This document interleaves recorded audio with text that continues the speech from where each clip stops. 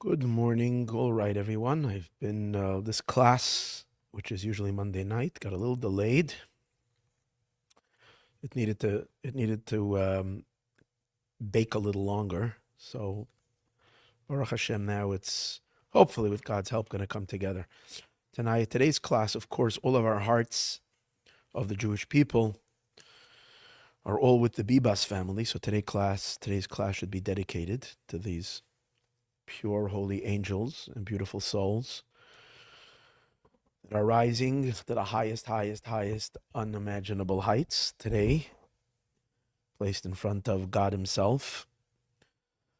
And, last week I mentioned over here, I didn't mention it on any of these classes, that there is a midrashic source that speaks, that it says in Parshat Yisro 2 weeks ago, or last week's in Parshat Mishpatim, it says that there is that when during the giving of the Torah, they saw, the people looked up, the great men of Israel looked up and they saw a vision. And in the vision, they saw God sitting on a throne and his feet were on bricks of sapphire. So one of the midrashic sources, which is the Targum Yonasan, which is a Targum translator, says that, and it says that it was as bright as the beautiful blue sky. So there is a little bit of a bone-chilling translation of the Midrash that speaks so much to what we've experiencing right now, the funeral of these two beautiful angels with their mother. And that is that the Midrash says that this was representing, these bricks of sapphire representing the service of the slavery of the Jewish people, that they were forced to work with bricks. So we spoke about this on Thursday night, but the class didn't come out clear. The Targum Yonatan says over there that there was particularly it's referring to one story. The women came to help their husbands to lighten the load. So the women were mixing the cement. Some of the women were cut out for mixing cement. It takes a lot of work because if you don't constantly mix the cement, it dries up and hardens, like the cement trucks that are turning always to keep the cement moving so it doesn't congeal. In any case, this woman was one woman. She was the Medrash calls her a Riva, a young girl that was very sensitive. She was not built for this type of work. She was pregnant, and because of the overexertion that she did, she lost her baby, her fetus. The baby that kind of miscarried fell into the cement and got mixed in the cement. And the angel Gabriel, the angel from above, came down, made a brick out of this cement with this unborn fetus, and lifted the brick up and placed it in front of God. And it started shining with a brilliant light, like a brick of sapphire, and like the purest light from above. And basically, you can see from the Medrash, the idea behind over here is that this brought an enormous purification in all of existence, and the redemption and the great light that later was shown to us by the giving of the Torah, which is the godly revelation, was in a sense stimulated and evoked because the suffering and the pain reached an unbearable state. And I feel very much that's, if we don't have enough babies who have fallen into the cement throughout exile, this last image that the entire world saw, but to the Jewish people, every single heart got caught, and see these little babies who fell into the cement of Gaza with their mother. When the mother represents the Shekhinah, the babies represent the Jewish people as a whole, because we're all connected. The names of these two little babies, two little children, one a baby and the one a little toddler, 4 and barely a year old, when they were murdered, are both lions. The older one is called the Lion of God, Ariel, and the younger one is called Kfir, which Kfir is a lion cub, which is indicative of the Jewish people, because the Jewish people are never crushed. The Jewish people are a lion, and we're not with all the attempts that were made to try to defeat us, it doesn't work because the lion inside of us roars. It comes out from a very deep place, and we're undefeatable. So, and this has woken up in every Jew, the deepest part of our soul, and this awakens in God also the deepest point in God from where the redemption comes, from where Mashiach's light comes from.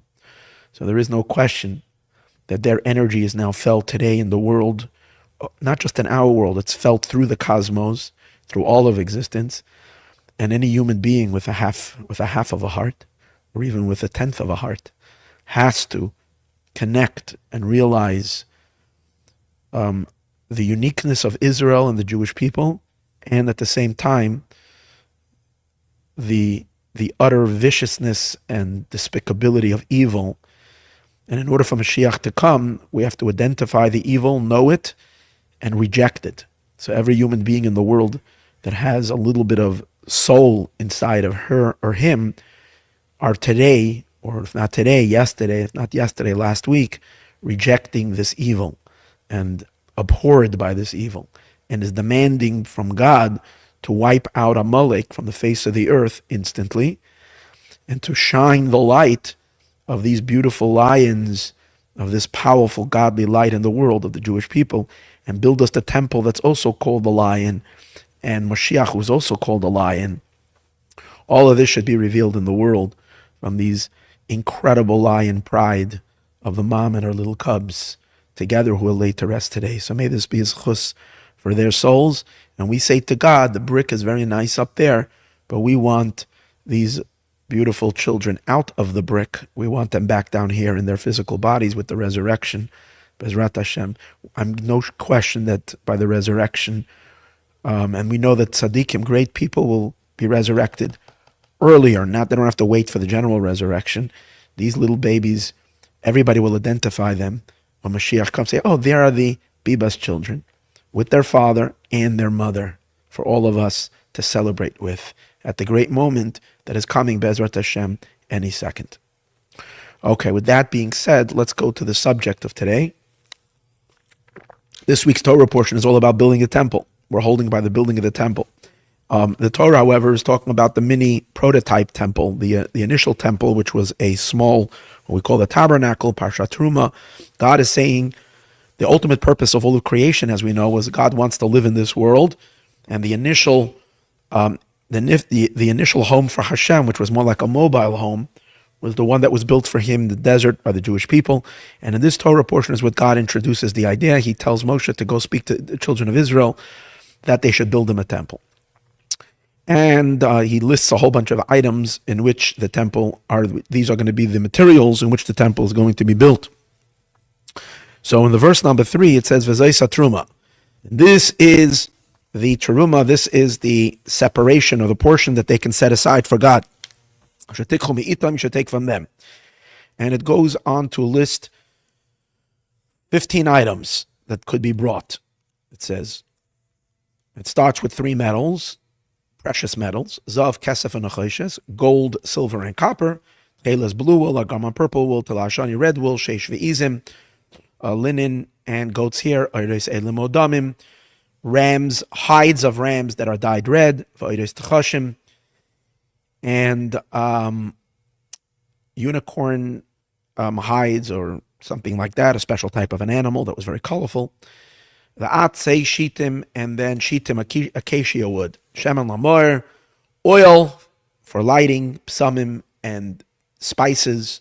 The shemen hamishcha, the spices usage was for 2 things: for the anointing oil, l'ktaides asamim, and for the incense, the special ketores that was offered.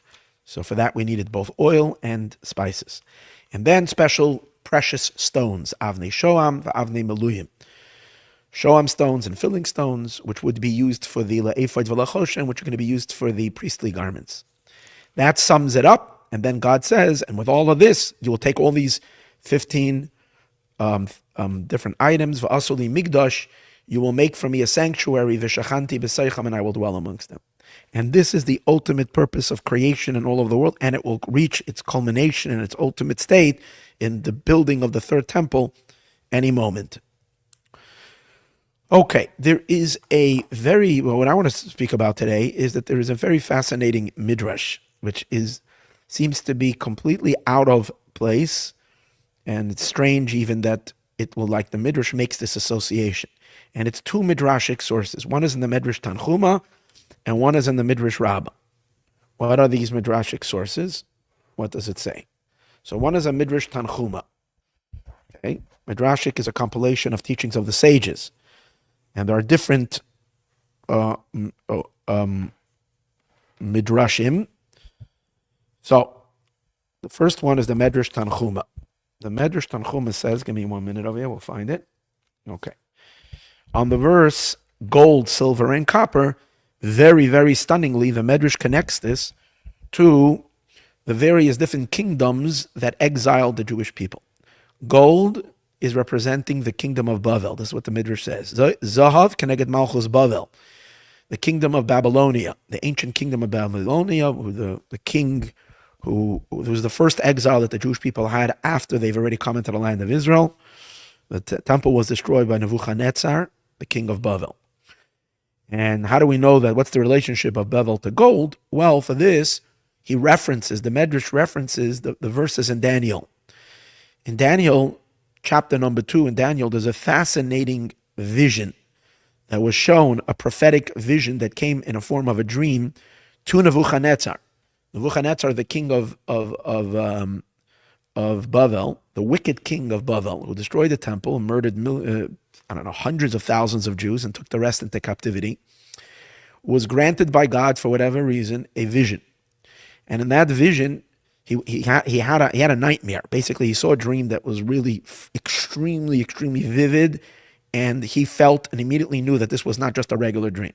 We all dream, but this was a dream that shook him to the core. It was a very intense dream. He woke up in the morning and he forgot the dream. He knew he didn't even remember the dream. Anyways, he's going like he's losing it. He's a madman. Finally, he decides to call the Jewish sage, the great prophet, or the great leader of the Jewish people, Daniel. And Daniel comes to him, and Daniel does two things. First of all, he reminds him of the dream. He's able to. Obviously, God shows it to Daniel as well. Gives him the insight, gives him the knowledge, gives him the vision as well, that he can recall. He can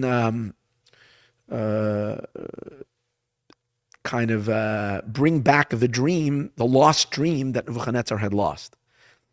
And in that dream, basically, he saw this very frightening beast. And the beast was made up of a few different parts. Mainly, it was divided into 4 parts. The head of the beast was made up of gold. The chest and the 2 arms of the beast was made up of silver. The stomach, the lower part of the belly of the beast, and its 2 thighs were made up of bronze. And then the calves of the beast, all the way at the bottom, was made up of a mixture. One calf, means the feet, all the way at the bottom as it reached the foot, was made up of both. One was made up of iron, and the other was made up of clay and iron. And this beast was a ferocious, frightening beast. But suddenly, in the dream, he sees a stone that comes out, and the verse emphasizes loy bidayin. It wasn't made with anybody's hands. It wasn't excavated. It wasn't hewed out from the rock, from the mountain through anything. The stone kind of emerged on its own, without the hands of human to it. And this stone hits this beast, but all the way on the bottom, on the calves. On the bottom of the feet, it hits this beast, and as it hits it, it splinters it. The beast suddenly breaks down, starting with the feet, but then the entire beast, with a thundering collapses, and all of it, the gold, the silver, the copper, the bronze, the copper, and the iron, and the clay, all of it disintegrates almost like the chaff, like dust and nothingness. like on the field, like became this mighty, frightening beast, turns into like, and then the wind blows and carries it away, and it's gone. And then he sees the rock, the stone. The stone becomes a huge mountain that covers the entire earth. That was the vision. So then Daniel goes ahead and gives the interpretation of the vision. He looks Nebuchadnezzar in the eye and he says, the gold head, that represents your kingdom. Your global power that you have right now, you are the head of the beast. The upper part, the chest and the arms, represent the kingdom that will follow you, which will be inferior to you. That's why it's made up of silver, not of gold. And that represents the Persian and India kingdom, which came afterwards, Paras and Madai, which ruled the world, where the story of Purim took place, Achashverosh, all the kings of Persia and Madai, that empire that ruled the world second. After, and the Jewish people were in exile by them, and the Jews were under their sovereignty in the beginning of the Second Temple as well. Then came the third part of the beast, which is the stomach and the thighs, which represented the Greek Empire, led by Alexander the Great, considered of bronze, enslaved the Jewish people, as we know the story, during the Second Temple era of the suffering and the immense crushing force of the Greeks that tried to destroy Judaism from within by trying to eliminate our observance, our connection to God, and so on and so forth. And then finally, the Second Temple is destroyed by the Romans. The Roman Empire was depicted by the mix of iron and clay. And obviously there's a lot to talk about that, why that is a mix of iron and clay, which iron is the hardest of material, clay is the softest of material, how this is mixed together to create the Roman Empire. But eventually, the stone is Moshiach. And the stone represents the Jewish kingdom that will follow them all. And as Moshiach will take down, and when will Moshiach come? Moshiach will not confront the earlier kingdoms. Moshiach will confront the last and final kingdom, which is the kingdom of Edom, and destroy the kingdom of Edom, bring it down with a crushing thud. And once the feet, the calves, are knocked down, whatever was there in the past as well will wither and disintegrate and will completely disappear. In other words, it will be wiped out almost like retroactively from history. It's all the building blocks of humanity, all the elements that are still here from these previous kingdoms will turn to smithers, will be gone forever, and the world will be completely under the great light of Moshiach and under the great mountain, the stone of, and it's a stone, which is this powerful stone that is not going anywhere, representing the eternal kingdom of God, the kingdom of Moshiach. This was the vision that Daniel saw. You can read this all in the book of Daniel. In any case, so the Midrash says that when God is now showing, when Moshe is now telling the Jewish people in the name of God, or rather, actually, this verse is not even Moshe speaking to the Jewish people, it's God speaking to Moses, telling him what to tell the Jewish people to bring for the initial temple. He tells them gold, silver, and copper. He is alluding to these empires. And the Midrash goes ahead to quote the verses of Daniel, how gold is referring to the Babylonian kingdom, and Paras and Madai is connected to the silver. And actually, the Midrash goes and brings another connection where we see silver is related to the Persian kingdom, because we find in the story of Purim that Haman, who was the minister of Achashverosh, comes and tries to bribe Achashverosh, who's then the world power, the king over the entire civilization, to give his approval to the annihilation of the Jewish people. And he brings him 10,000 talents of silver, an enormous amount. But he doesn't bring gold, he brings silver. So we see from here, because the Persian Empire is connected mystically, or whatever reason, to the power of silver. It's a metal, it was very strong, inferior to the Babylonian kingdom which came before it. And then finally is the Greek kingdom, which is the bronze. And But what happened with Edom? There's no iron listed here. The Jews were not told to bring iron. They were told to bring gold, silver, and copper. So the Midrash Tanchuma says, however, later, amongst the gifts that were given was the hide of a ram.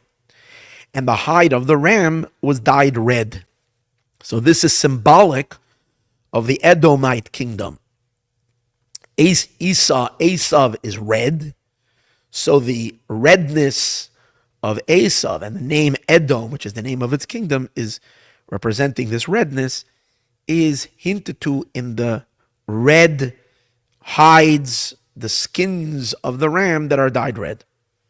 This is the Midrash.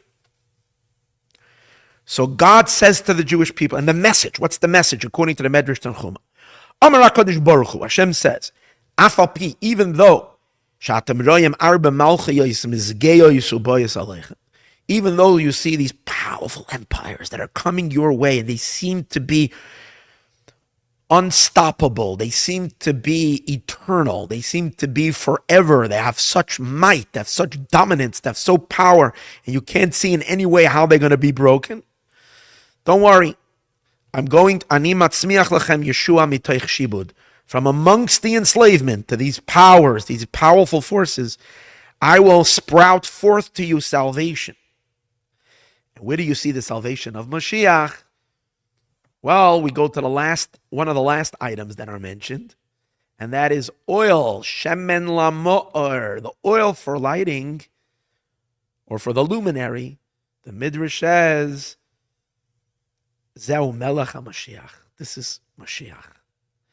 Shenemar, as it says, Shamat Tzmiach Keren LeDavid. I will make sprout forth a horn, which represents kingdom to David. Arachti ner.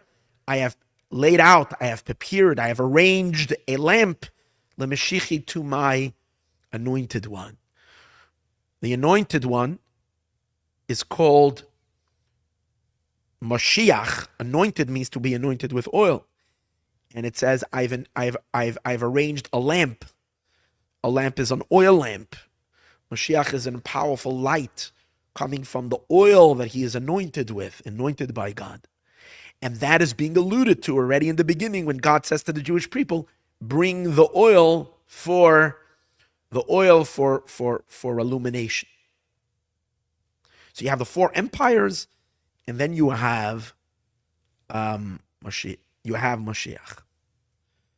And then the Midrash goes on to explain how Daniel was frozen in fear when he saw these beasts. And it says certain verses depicting where it says clearly in the book of Daniel how Daniel was very scared when he realized this vision, what it's saying.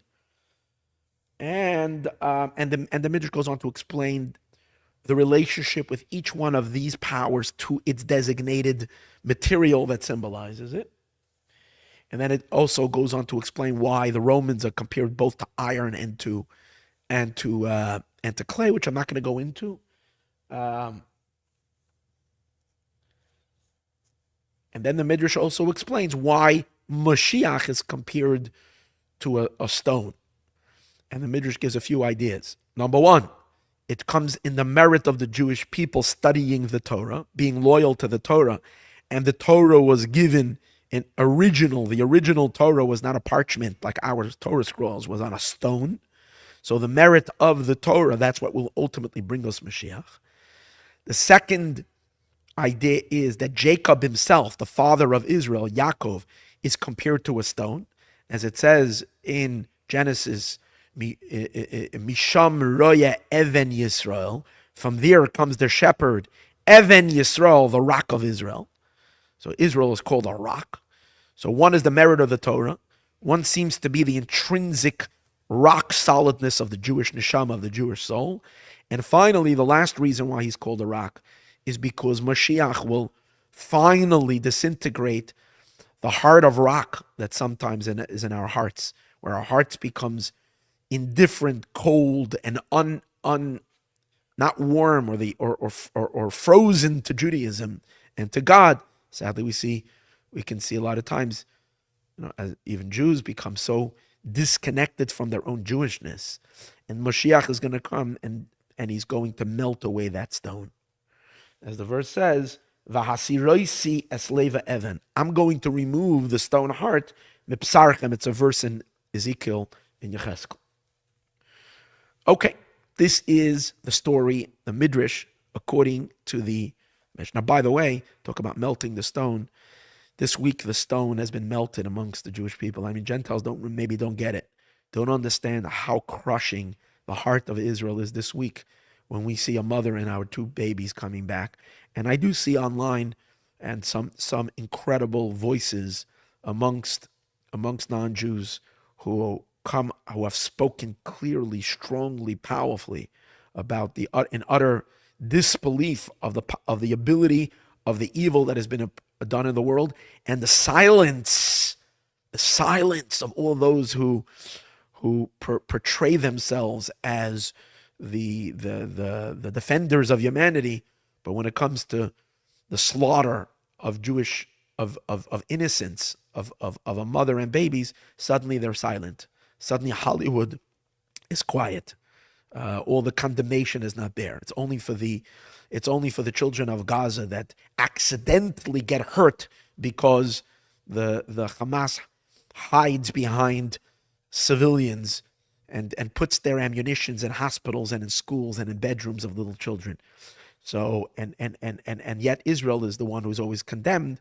But when we watch absolute, insane, incomprehensible, grotesque murder and viciousness and disgusting, monstrous behavior, no, that's okay. But again, so many decent people in the world have spoken up. But talk about the heart of stone being broken. The Jewish people have a broken heart now. And that is, we're ready for Mashiach. But another interesting point is that you see that so many secular Jews, who for whatever reason, it's not their fault, they grew up and born into secularism, and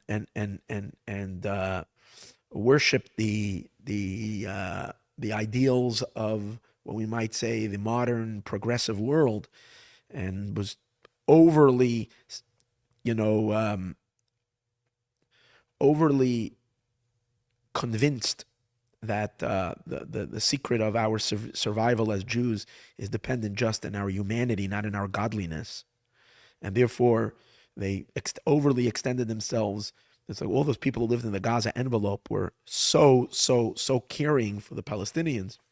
It came back to bite them.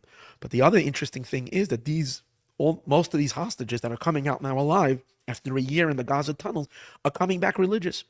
Or they're coming back, even if they're maybe not completely religious, but they're beginning a journey to observance. And they talk about God as if it was been always their belief, even though before that, not necessarily was there even any mention, was God occupying any element in any bit of their consciousness. And that is because intrinsically we're all godly. And no one should have to go through that which they went, that nightmare and that hellish nightmare that they went through in order to uncover it. But that's the reality. That's our truth. You don't need a teacher. It's intrinsic. The God of Abraham exists within the heart and soul of every single Jew, man and woman. Okay. This is the Midrash, the first Midrash. But then there's another interesting Midrash. The second Midrash is the Midrash Rabbah, which runs along the lines of it, but slightly different. And what we're going to do is a little bit of a comparison analysis and try to figure out the differences between the two. The Midrash Rabbah also makes a connection to the nations in the world and the four empires regarding the materials that were used for the construction of the temple. The Midrash Rabbah, now this Midrash, in Midrash Rabbah, for those who want to look up, is not in the beginning. In the Midrash Tanchuma, it's on the first verse, or the second verse of the Torah portion. Pasuk Gimel, Terumah. But when it mentions the gold, silver, and copper, the Midrash Rabbah waits until it talks about the construction of the beams, Vasisa Sakrashim, and over there the Midrash suddenly makes a comment about the gold, silver, and copper. And the Midrash Rabbah says the same thing. Zav is the gold is the Babylonians, the silver are the Madai, the Midianites, and the Nechoshes, the copper, the bronze, is referring to the Greeks. But the Midrash over here, unlike the Midrash Tanchuma, does not bring Edom into the equation, and has a whole different take on Edom, on the last and final empire. When versus the Midrash Tanchuma that says that the Edomites are also counted, and they are counted as the hides, as the ram skin, the hides of the ram skins dyed red, which later became part of the, actually the cover of the temple was with the hide skins of the highest cover of the tabernacle was a cover that went on the roof. It's like you put on a cover, a leather cover that's stronger, so if it rains or the sun or all that, does not ruin the lower beautiful tapestries. So this one was like a cover on the top, was made up of these red hides, right? And that's referring to Edom, to the kingdom of Edom. The Medrash Rabbah does not say that. The Medrash says Avo Barzel Enksiv Ksan. The Medrash says, but Edom is not mentioned. You know why? Because iron is not mentioned. If you go through the beast of Daniel, you'll see that the bottom part of the calves, which represent the final kingdom, which is the kingdom of Rome, and Rome we know is the Christian West, the entire Europe, and then eventually the United States of America. Rome is not mentioned. It says why? Because iron is not mentioned. Loy b'migdash v'loy b'mishkan, not in the future temple, not in the temple that was built, the first temple by King Solomon. It was only made out of wood, and it was not allowed to have any, and stone. I'm sorry. The temple was made out of stone, but not King Solomon's temple, and also the second temple, but not made of any iron. And not in the Mikdash and not in the Mishkan. Why? So the Medrash says, Shenimshul by Edom, because Edom is compared to it.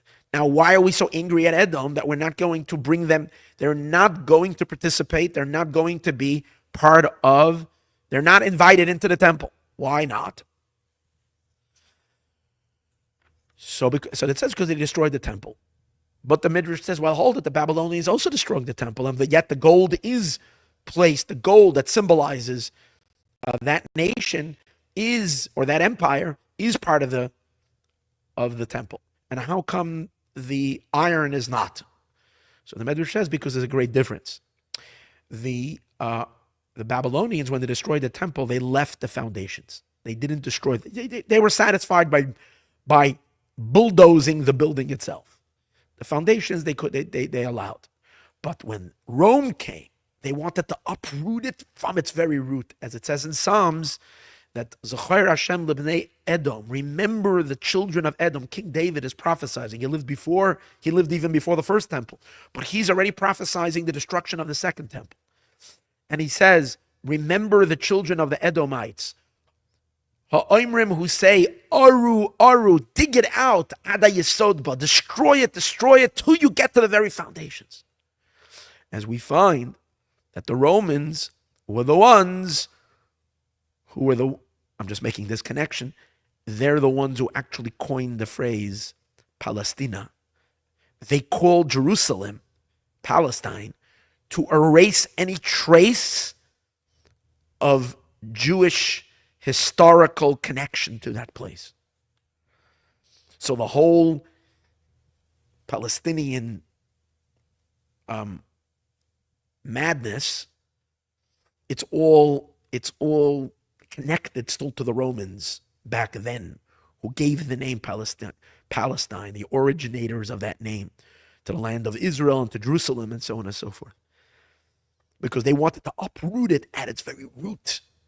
And for that, God says, I will not forgive them. And therefore, I'm not bringing iron in. And the Midrash doesn't speak about the red hide skin that this resembles Edom. Finish, it's not here. Edom is not part of it. And the Midrash continues.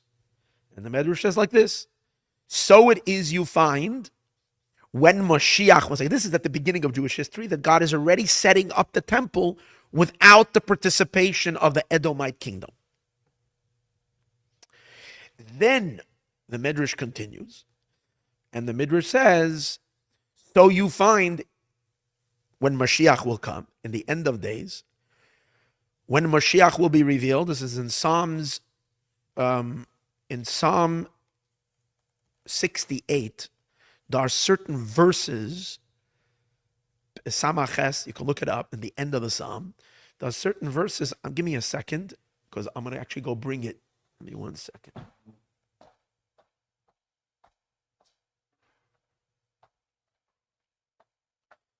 The pasuk says, Psalm 68, how when Mashiach will come, the glory of Mashiach, and how the nations in the world will bring gifts to Mashiach. This is Psalm 68, verse 30. Mehecholecha al Yerushalayim, from your sanctuary in Jerusalem, because of the sanctuary of Jerusalem that is going to have the respect and the awe of all nations in the world. To you, kings will bring a gift. Then I'm skipping verse 31 for a reason. And we go to verse 32. Yesou chashmane mini Mitzrayim. Nobles will come from Egypt. To do what? To bring gifts, as we'll see. Kush taretz yadav l'Elokim. The Kushites, which are the Ethiopians from Africa, will hasten to raise their hands to God. Mamlechos haaretz, kingdoms of the earth, sing to God. Zamru Hashem Selah. In other words, there's going to be a massive participation of song and of gifts and it's all going to be brought to Mashiach. So the Midrash says, and Midrash Rabbah as follows, fascinating Midrash. Shakola umay sasidim lahevi doirin lamelech HaMashiach. All the nations will bring presents to the king, to Mashiach. The first ones that will come will be Egypt. They will bring first. And Mashiach will think, I don't want to take, he won't want to accept it. Because we have in our history, we have our Passover experience. We remember the bricks of Egypt. We remember the little baby that was cemented into cement, representing all the other babies that that were thrown into the Nile, that were cast in, would die. We have that in our collective conscience. Jewish people don't forget so fast. It's embedded in us. So we have kind of a score to settle with Egypt. And Mashiach won't want to accept the gift. And God will instruct Mashiach, and he will say to him, take their gift. Why? Because my children had a lodging place by them. They hosted the Jewish people for 210 years. It wasn't necessarily the nicest host, but we were lived by them. They deserve to have some kind of participation in the temple, in the future world of Mashiach. So then, when the Kushites will see that Egypt, who tormented the Jewish people, who enslaved the Jewish people, yet a gift was accepted. So the Kushites will say, whoever they are today, wherever it represents the world of Africa, they will come and they will say, if the Egyptians, who were so cruel to the Jewish people, yet they were accepted, we will for sure be accepted. They will bring a gift and it will be accepted. And so to all the nations will bring their gifts. They will one after another. Finally, the great world of Edom will come. The Europeans will come. And they will also want to bring a gift for Mashiach. And they will say, well, if these foreigners, if China was accepted, if all these foreign places that have no blood relationship to Israel and the Jewish people, their gifts were accepted into Mashiach's, by Mashiach, so we who are brothers, we who are children of Esav, we're so close, for sure we can bring a gift. And Mashiach will consider to take it. And God will tell Mashiach, no. Here's the words. She too will want to bring a gift. And God will say to Mashiach. And this brings us back to the verse that I skipped. The first verse, when it begins to talk about the actual depiction of the nations bringing gifts. This is verse number 31. Again in chapter 68 in Psalms. Hashem says, Ga'ar chayas kaneh.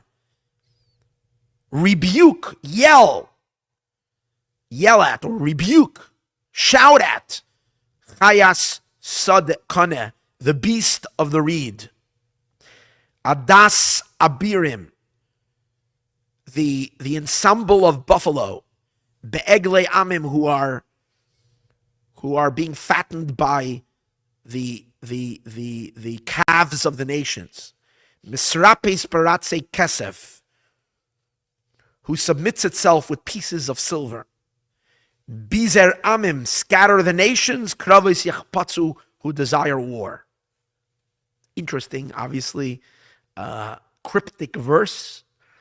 But the Midrash is taking the first three words of this verse to describe Moshiach's reaction to the Edomites bringing gifts. God says, rebuke them, chase them away. Who? The beast of the reed. No gifts from Edom. So this is similar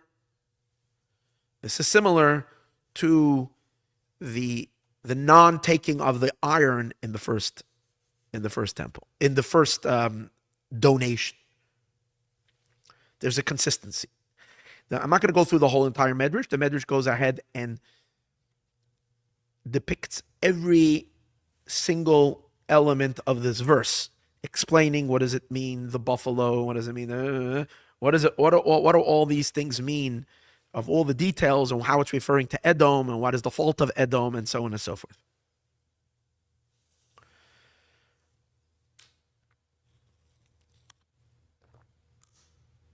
I'm just going to say one little point that what the Medrash does say when it says Ga'ar, because this is important for today's class, Ga'ar Chayas Kana, yet shout at or rebuke the beast of the reed. The Midrash says, because this is a chaya, this is a animal that lives its entire life, shekol chiyusa, all of its life, menakane, is from the reed. Because she lives from the kane, whatever that we'll see, kane, if kane means a reed, maybe not. We'll see kane, simple meaning means a reed. Okay, so there's this animal that runs around the reeds and she lives off the reeds, and that's being rebuked. Okay, so these are our midrashic sources. Now we need some commentary. The big question is, why in the world, how do the four nations and the four empires fall into the story over here when we're talking about building a temple for God? Like, it doesn't seem like it has any connection to all of this. What is the connection? The Jewish people are now building a tabernacle for God, and they're putting gold, silver, and copper. Why are we suddenly talking about the suffering of Israel amongst the four nations? And, how does that fit into the story over here? Now, it's interesting. In Midrashic literature, the Midrash is consumed, if you might say, with the subject of the four nations.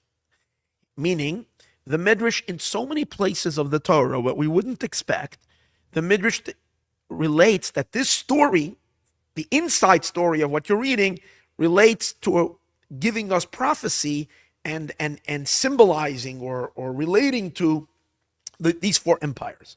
And it's right in the beginning of the story. For example, I'll give you a few examples. Right in the beginning of the Torah, right when in Genesis, it doesn't go through 3 verses in Genesis, and we have already the four nations. It says in the beginning, when Bereshis bara Elokim, the beginning when God created Shemayim v'Haaretz, heaven and earth. Heaven and earth are here, and already we have the four nations. Why? It says v'Haaretz, and the land, Haisa tohu, was chaos, uvohu, and empty, and barren, or empty. The choshech, and darkness, al penei tahom, on the face of the deep waters. So it's describing a very chaotic scene, a very dark scene, a very emptiness, a frightening state of existence. And the next verse, it starts becoming already beautiful. And God says, let there be light. So the Midrash says that initial description of a world chaotic and dark, and all you have is this deep ocean, this deep dark ocean. So the Midrash says that this is depicting, this is a symbolization of the entire world until the days of Mashiach. Vayomer lekim yehi or, God says, let there be. Oh no, wait, I'm sorry. And then it says, V'ruach Elokim merachefes al pnei hamayim, and the Spirit of God is hovering over the water. That's the Spirit of Moshiach, who's hovering throughout all of this dark period, through all this chaos. That's the Spirit of God. But the Midrash says, what is the chaos? Tohu, that's the Babylonian kingdom. Bahu, the emptiness or whatever, is referring to the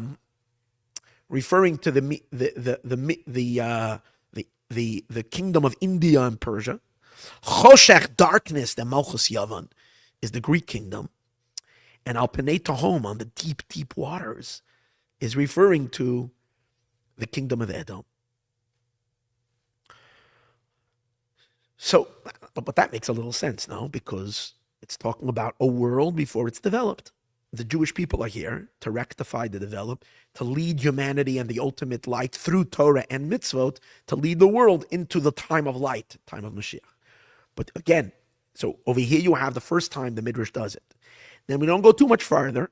It says right after, when the Torah goes back to review the story of creation, it speaks about a river going out of Eden. And the river forks into 4 rivers. And what do you think the Midrash does? It explains each of those rivers. The first river is the river of Babylon. The second river, the river of... Each one of those rivers is referring to one of the 4 kingdoms. That's a second depiction. Then we have another one where we have... when it speaks about Abraham. When God made the covenant with Abraham, Brisbein Absarim, between the pieces of the animals. So it describes how suddenly the sun set and there was there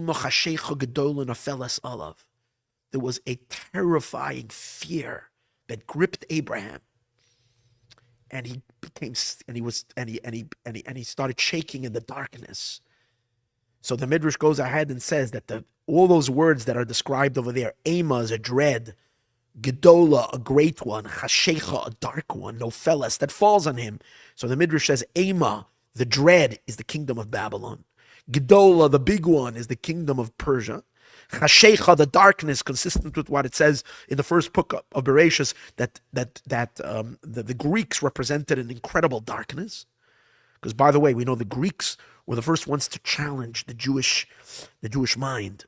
They brought an alternative to the Torah. They brought Greek mythology and Greek. Until the Greeks, the nations were very materialistic, or spiritual, believing in the gods, but they didn't really have the Greek philosophers. So that's why it's called darkness, because it darkens the light. The light of the Jewish people is the Torah, and this is countering the Torah. But okay, that's a parenthetical thought. And finally, Nopheles, falling, is referring to the great fall of Israel through the kingdom of Edom, which calls the Jewish people to fall into 2,000 years, close to 2,000 years of darkness. Okay? Does that make any sense? Yeah. Because over there we're describing a darkness that falls upon Abraham. Finally, when Jacob has his dream and he sees the angels going up and down at the middle of the night, the dream, and the angels going up, according to one of the depictions in the Midrash, it's the 4 kingdoms that he watches their power rise. And there is another one. I'll give you one more. Later in the book of Numbers, when in the book of Numbers it talks about the red heifer. And the verse says regarding the qualifications of the red heifer, that it should be para, it should be a cow, aduma, it should be red, tamima, she should be complete, ashaloi ola oil, that never carried anything, that never had a yoke put on it. A red heifer that was once used for any type of work becomes disqualified to be used. So the Midrash goes ahead and says that these 4 descriptions are connecting to the 4 nations. And you'll wonder, what does it have to do with the red heifer? Well, that makes a little sense, because the red heifer comes to rectify death, the purification. So these are 4 powers of darkness and defilement, each one trying to defile the world in its own way. 3 powers of impurity, 4 powers of impurity. And then there is the rectification of it. So it makes sense. But when you're making the tabernacle and we're building a Mishkan, who's talking about the 4 nations? How does that even fit in here? That's the big question.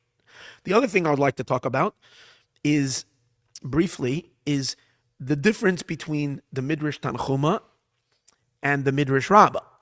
In the Midrash Tanchuma, we said that Edom is rectified and is part of the building of the temple, the last kingdom, as it says. But they're the red hides. However, the Midrash Rabbah very strongly rejects the last kingdom of Edom, of having any kind of integration into Moshiach's world. So we need to understand, what does that mean? Also need to understand a little better this idea of Ga'ar Chayas Kanim. And if you stay till the end, we'll find out, is Edom really doomed or maybe not? Let's see. It's awesome. Let's don't leave yet. Okay, so this is like really going to be an interesting discussion over here. So what were we going to talk about? Yeah, what's the difference between these two midrashim regarding Edom? So there was a lot here. There was a lot, and I'm just going to go through a few possible interpretations. And so we begin with the explanation, the Kli Yakar. The Kli Yakar, who is a great commentator on Chumash, lived sometime in, I think, in the 17th century, in the 1600s, and in his commentary, he asks this question: how we're building a tabernacle? Why are the nations coming in over here? What's their relationship over here? It's God says to the Jewish people, "Make me a home. I'm coming to live amongst you." What does that have to do with the nations, especially with the exiles? So he says an interesting idea.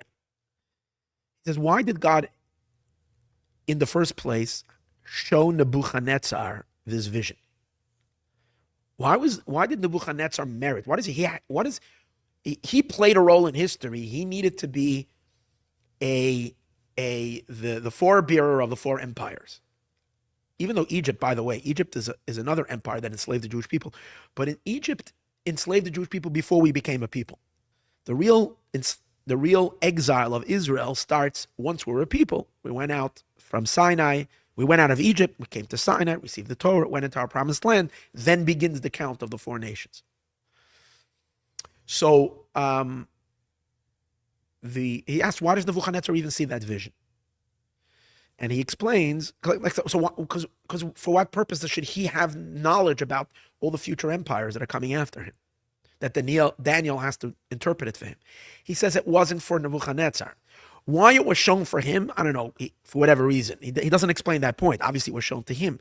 But the main point was that Daniel should find out about this, and that the Jewish people should know about this, so that we should know that that these powerful kingdoms that there are depicted by these four types of metal: the gold, the silver, the bronze, and the iron.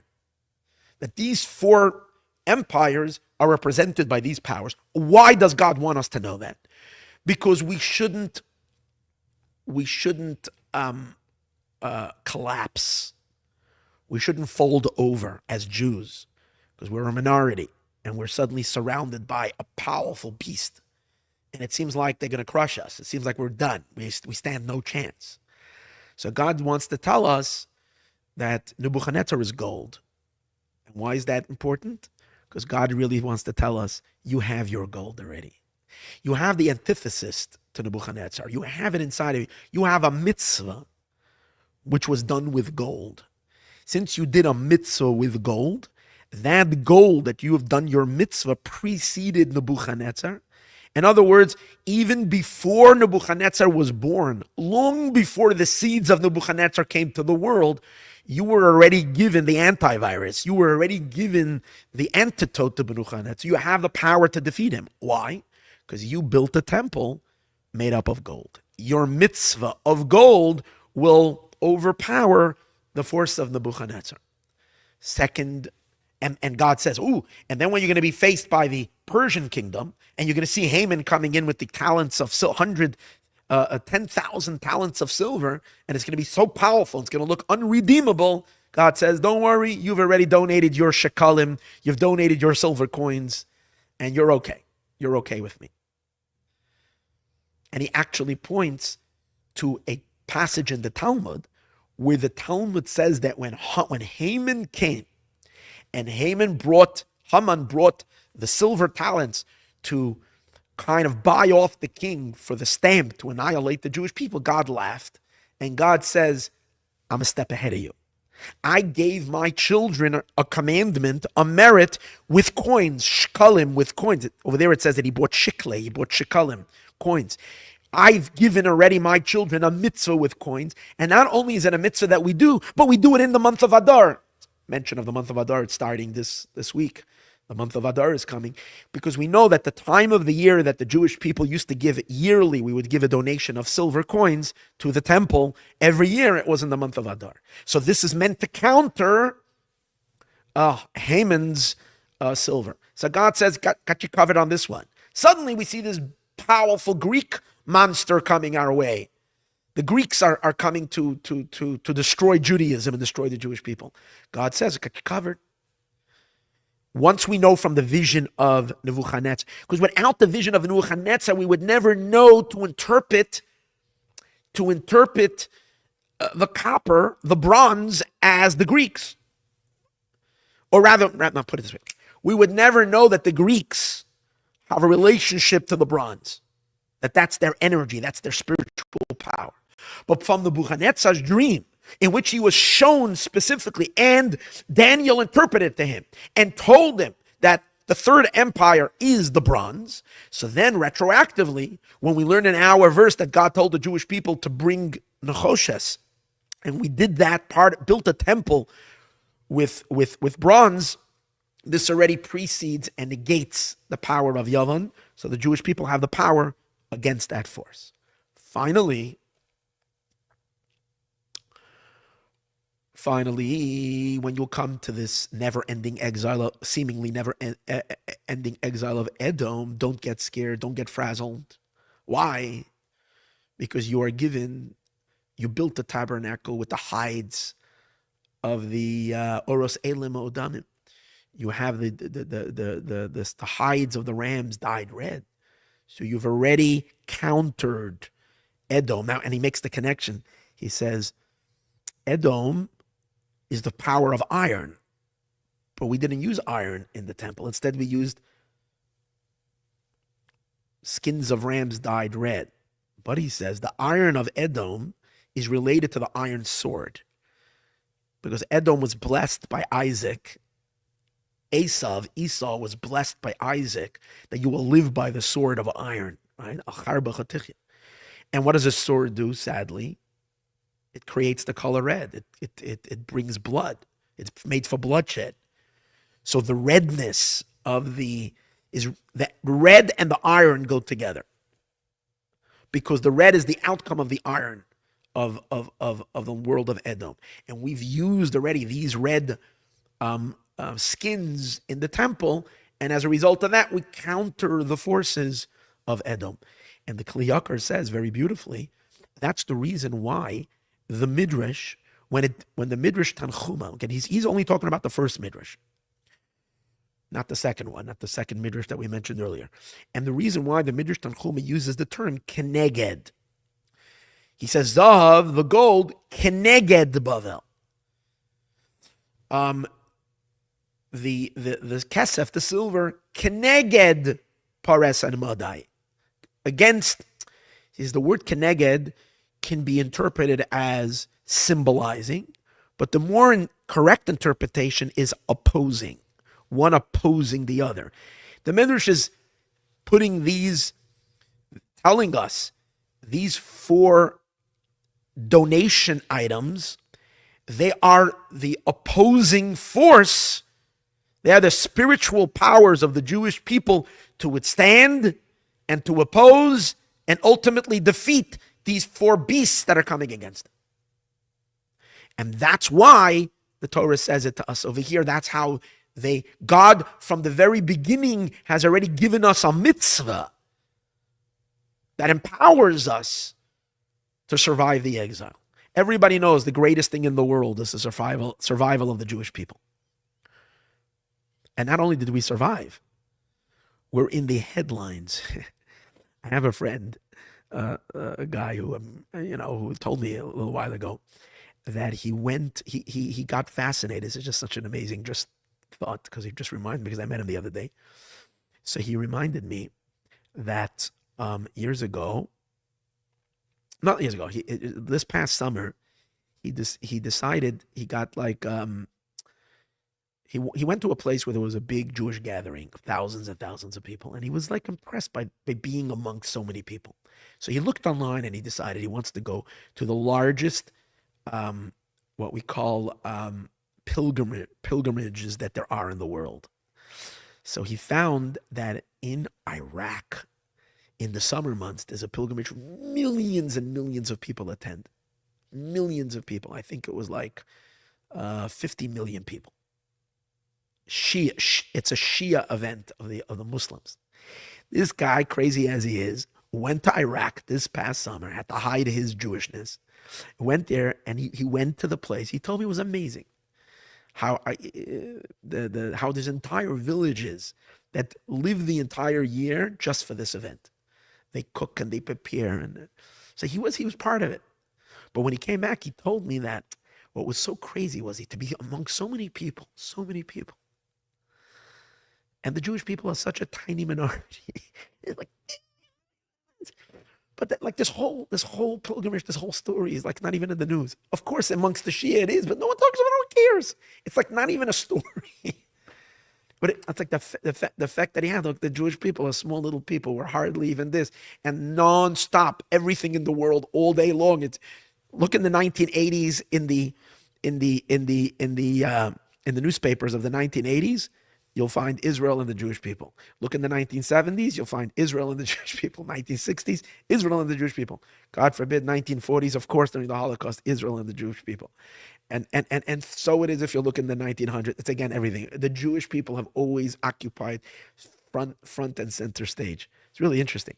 But now he told me last week that, since I met him, I said, how are you doing?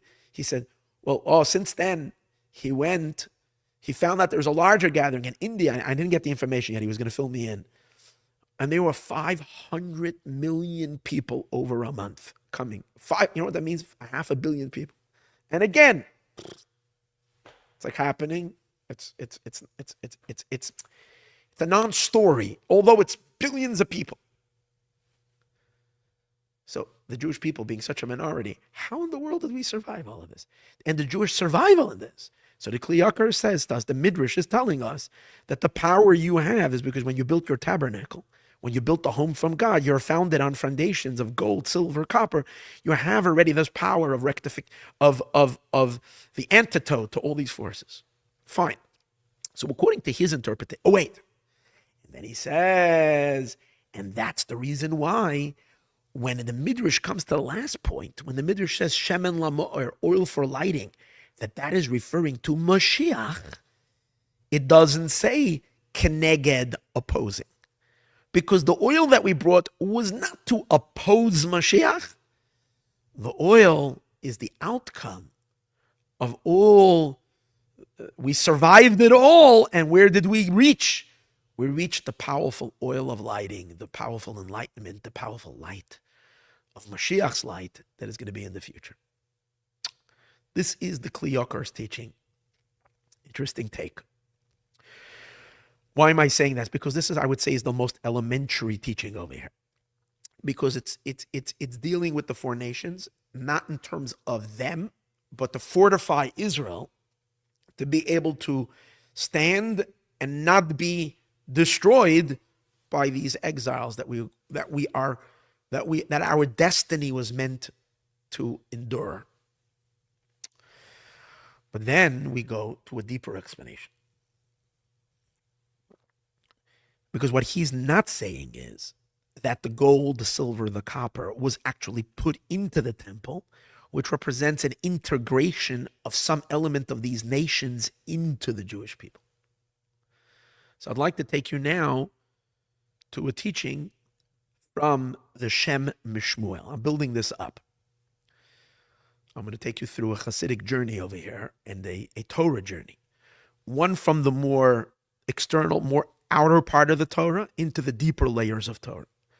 So there's a great Rebbe, a great Hasidic master, named Reb Shmuel of Sochechow. He comes from Poland and from the great dynasties of Sochechow, which was connected to Kotsk, which is of the great rabbis, Hasidic masters of the Hasidic world. His book is a fascinating book. I studied a lot his Sefer. Before I found Chabad Hasidism, I used to learn a lot of Shem Shmuel. It is literally a feast to the soul. And anyways, in his commentary, he asks the question over here, why are we dealing with, how does, the question I asked earlier, what are the four nations doing in the midst of our story of building a temple? And the difference between the Midrash Rabbah and the Midrash Tanchuma. Why is Esau invited in, is Edom rejected by the Midrash Rabbah's approach and accepted in the Midrash Tanchuma? And he gives a fascinating explanation. And he says like this. He says that, he goes back to the original story. He says, when God created the world, the Midrash tells us that in the initial stages of existence, there is already a depiction of the four nations. The darkness, the emptiness, the tohu, the confusion, the emptiness, the darkness of the deep waters, representing the four nations. So he says that God integrated these powerful forces, which represent all of humanity. God integrated, wove it in already into the system, into creation. And this is before mankind sinned, which means this has nothing to do with the bad. This has nothing to do with corruption. This is the way God creates the world, including, and it includes these four powerful nations, which you can say, by the way, he doesn't say it right here, but you can say it corresponds to the four elements: fire, wind, water, and earth. It does say this in many places. It corresponds to the four types of life in the earth: the mineral, the plant, the animal, the human. It corresponds to the four letters of God's name: Yud, Kei, Vav, Kei, four. The four beasts of the chariot of the divine. So four is a very fundamental number in creation. So this is before, and therefore he says that when the verse says in Genesis, there was darkness and there was emptiness, there's no evil yet and there's no corruption. So you have to say, he says, that these are the source of the four nations. Their energies are all holy. They're all part of the realm of holiness.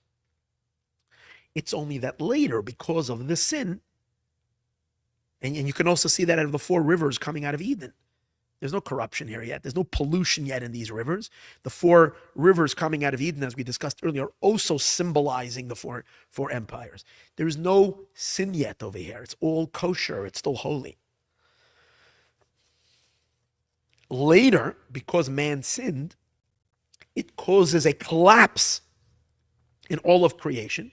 So these four powerful spiritual energies become corrupted and become perverted and manifest in the world as four powerful klipot, as four powerful shell forces, extraneous forces, that we need to correct. And once you correct it, you get to the seed of it, you get to the nitzots, you get to the spark of it, and then it could be elevated. So he says, hold it.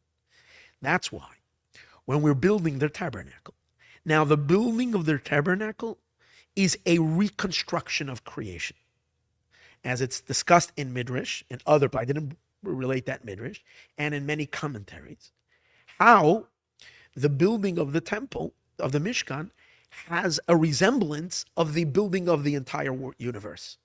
Everything that's in the universe, in a miniature, in a small depiction, is in the temple.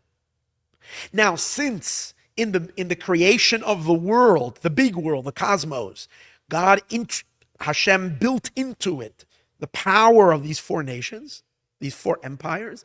So since we're going back to day one and we're reconstructing the world, the powers of gold, silver, copper, and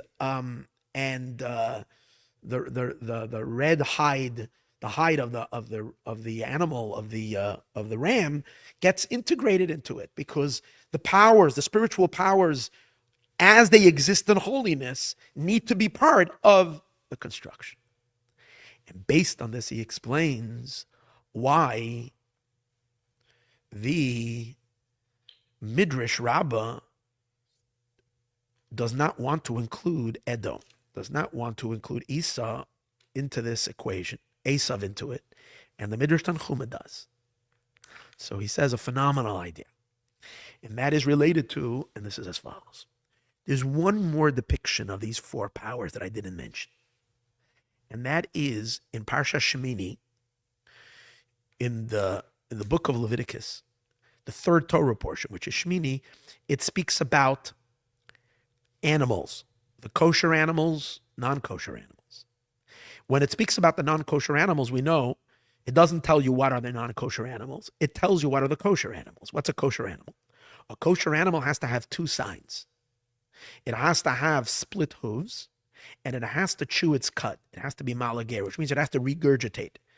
It swallows its food, it brings the food back up into its mouth and chews it a second time, and then it swallows. All kosher animals do that, and they have split hoof. Sheep, goats, cows, and amongst deer and others, things like that, also have this system, this digestive system. But then it mentions, now there are many, all other animals not, to the exclusion of all others. They're not kosher. A horse is not a kosher animal. A donkey is not a kosher animal. But the Torah lists particularly four animals that are not kosher. What are the four animals? The four animals are a gamal, a camel, a shafan, which is a type of a rabbit, an arneves, which is another type of a rabbit. I don't know what they call it. The arneves. I don't have the English chumash in front of me right now. It's not that important, but it lists, and then it lists, those three are listed in one verse, and then there's a fourth one that's listed in another verse, and that's the pig, esachazir, the pig. And the Torah gives a reason why these animals are particularly mentioned. These animals are mentioned because they all possess one kosher sign. They don't have two. In order to be kosher, you need to have two signs. They only have one.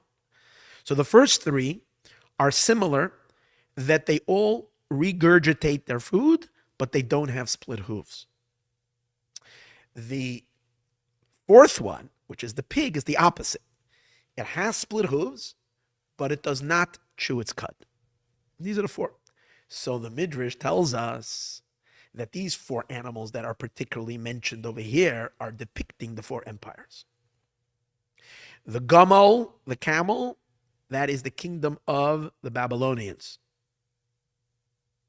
Actually, I saw one of the Mefarshim of Tosfos that says that the Babylonian kingdom consisted of three kings: Nebuchadnezzar, Belshazzar, and there's one more, Merodach. I forgot his name.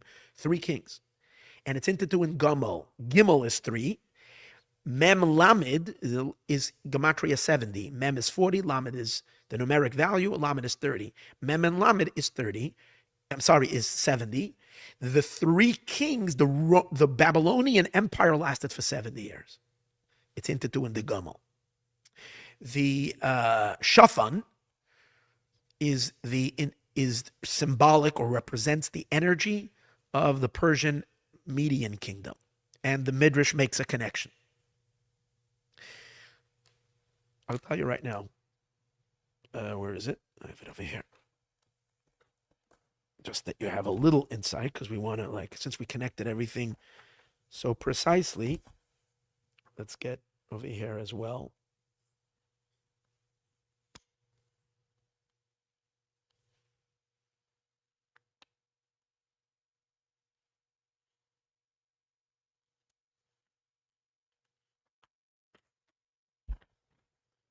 Let's get the Midrash.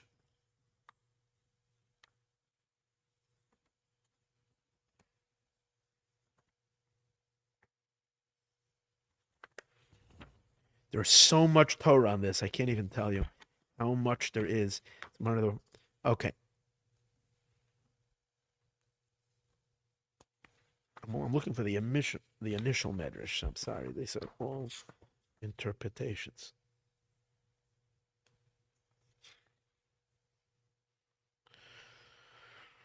Es Arneves zu Modai. Arneves. No, not this medrash. It's a shafan. Oh, you're supposed to say this one. It's Hashafan zu Modai. Shafan, which is again this type of rabbit, is Modai because they made the Jewish people shafan. Fun comes from the word, has the word peah vehefker. They made the Jewish people. They wanted to make the Jewish people ownerless, that anybody can come and trample them and kill them. Arneves is the kingdom of the Greek kingdom. Why are they called the Arneves? So one of the interesting things, I'm not going to go into many of the details, but one of the things is the wife of the king Talmai, who was one of the Greek kings, her name was Arnevet. So it actually showed up in her name. And finally, and the pig represents the kingdom of Edom. Esav is compared to a pig. Okay. So what's the difference now? So we see but a major difference. The first three, which sign do they have? They have the internal sign. See, this, if you think about the two kosher symbols, he says that the one symbol is an external sign. It's the one on the feet.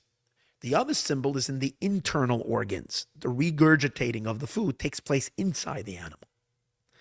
He says the reason why the first three empires have a kosher sign in the inside, but not on the outside, he says because there's an inner point inside of them where they're good.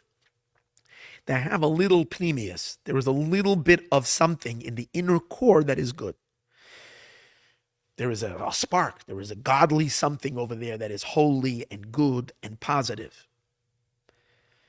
Their corruption is in the external, the manifestation. The actualization inside the world is evil.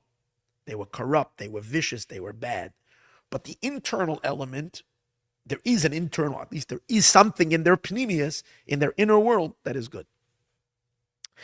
The pig, he says, which symbolizes the world of Edom, is the opposite. Its goodness is in the outer sign. Internally, it has no good. Externally, it is good. Which means that the kingdom of Edom does good things, but the intentions is not pure and not holy. Like we find that by Esav. Esav would do good things, but internally he was completely rotten. So he would talk to his father Torah, and his external was portrayed as a righteous being, but internally he was evil. So therefore, he says like this: Moshiach's world is going to be a world where the internal, where all the facades, all the externals, things are going to be removed. Things are going to appear as they truly are. Everything is going to be stripped. In Mashiach's room, the world is going to be stripped bare. That means all garments, all external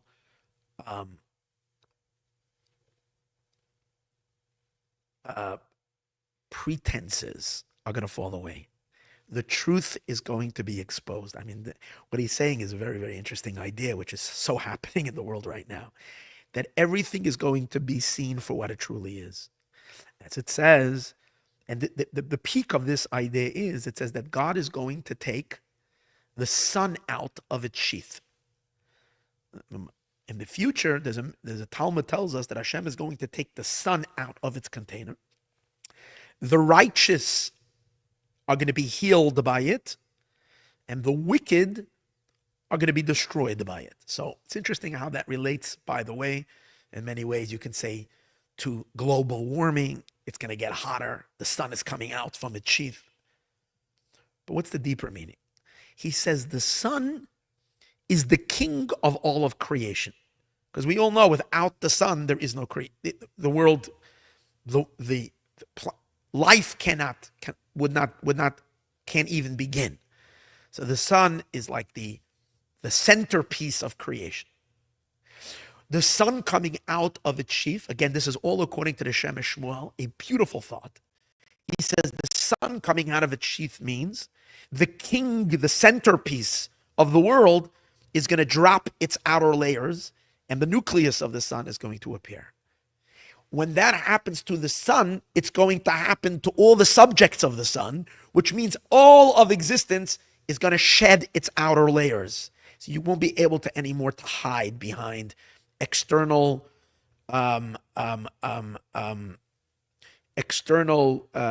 righteousness, hiding a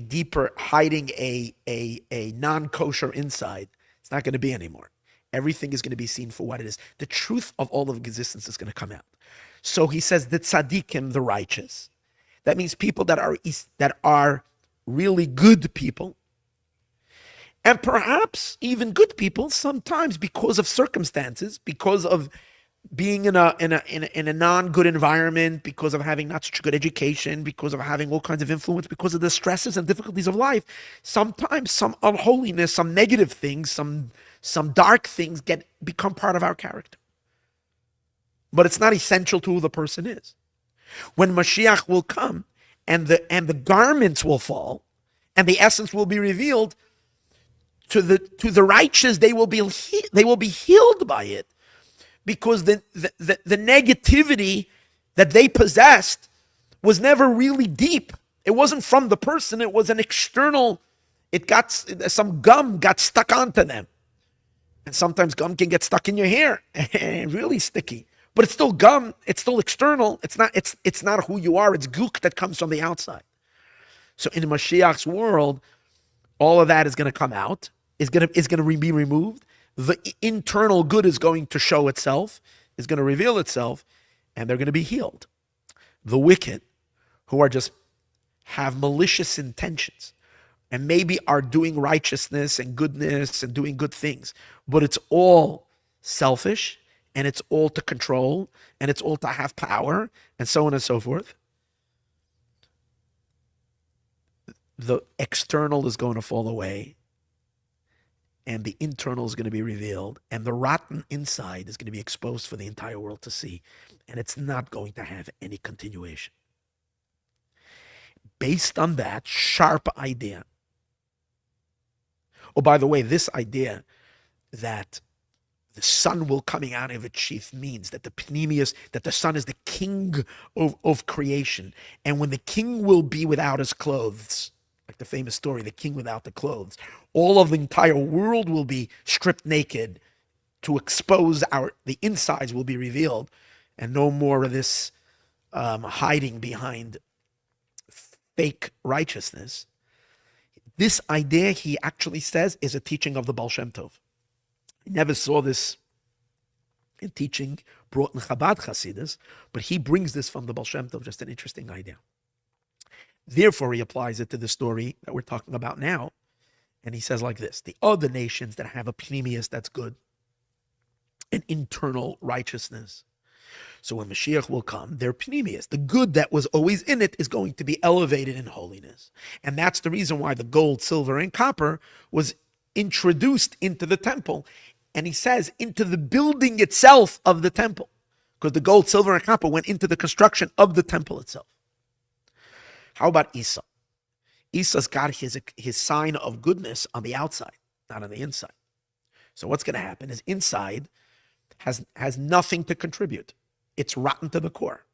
For that reason, he says, there's a prophecy in Obadiah that talks about the world of Edom, and it says, V'lo yisarid lebeis Esav. There won't be a remnant to the house of Esav. Because in a world that's all pnimius, a world that's all internal, and a being and a country and a kingdom and an empire that only has good on its outside and its inside, there's nothing there, so it's not going to have any integration into that inner godly world. However, there is good in the outside. There were actions that were done that were charitable, that was good, and that was kind. Nothing good gets lost, he says. So that good that's from the outside is actually going to become part of the realm of holiness, but it's going to stay on the outside. It's like a fruit that has a klipa, that has a shell, that has a peel. Now the peel is only the peel, but he says there are certain fruits that even the peel is edible. You eat an apple, you can eat the apple with its peel. So which means that the realm of Esav, the good that it did in its outside, will be invited into holiness. And that's the reason why the Midrash says that the red ram skins, which represent Esav, also become part of the Mishkan, become part of the tabernacle, but not in the inside. It's not part of the structure itself. It's part of the cover. It's like the outside cover that covers it. So Esav will be part, but on the external level, and in a sense, a certain protector to the inside. Very interesting take. Wait, and he says that's the difference between the two midrashim. Midrash Tanchuma is analyzing everything that will be taken in. So the internal will be taken in, the gold, silver, and copper, representing the good of the three nations, that has some good bepnimius in its inside as well, because they chew their cud. The power of Esav, and the Midrash Tanchuma says, but even the external will not get lost, and the little bit of good that's in the external, and the good that's in the external is going to become the cover of the tabernacle, which means it's going to be invited in to some degree in Mashiach's world as well. But on the outside, the Midrash Rabbi, he says, is only concerned with the inside. And that's why, according to the Midrash Rabbah, it says Moshiach is going to reject the Esav's gifts. Moshiach will push away Esav because Moshiach is a world of pnimius, of internal. And Esav is only kosher on the outside and not in the inside. Interesting take. What I find is really, really fascinating is the Rebbe, the Lubavitcher Rebbe,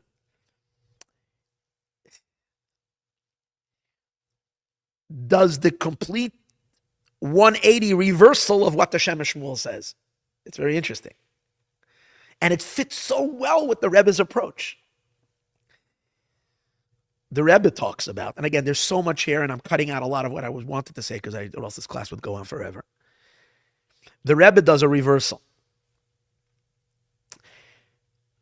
The Rebbe asks elsewhere, we find that out of all the four animals, the pig, it says, is going to be kosher when Mashiach comes.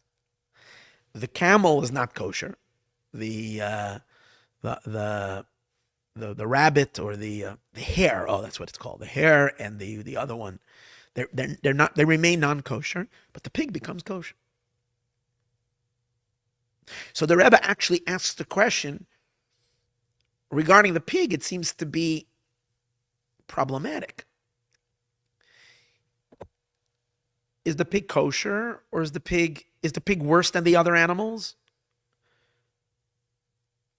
Because Edom was compared to the pig. There is all this midrashic talk that says we will not accept Edom. Barzel, the iron, is not put in.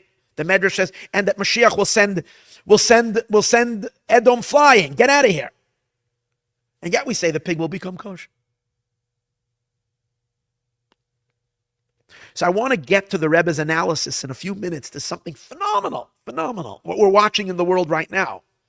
But I just want to point out, regarding what the Shem Shmuel says, the Rebbe has a twist, but totally the opposite. The Rebbe says that what counts most in this world is not intentions. What counts most in this world is actions. What are you doing?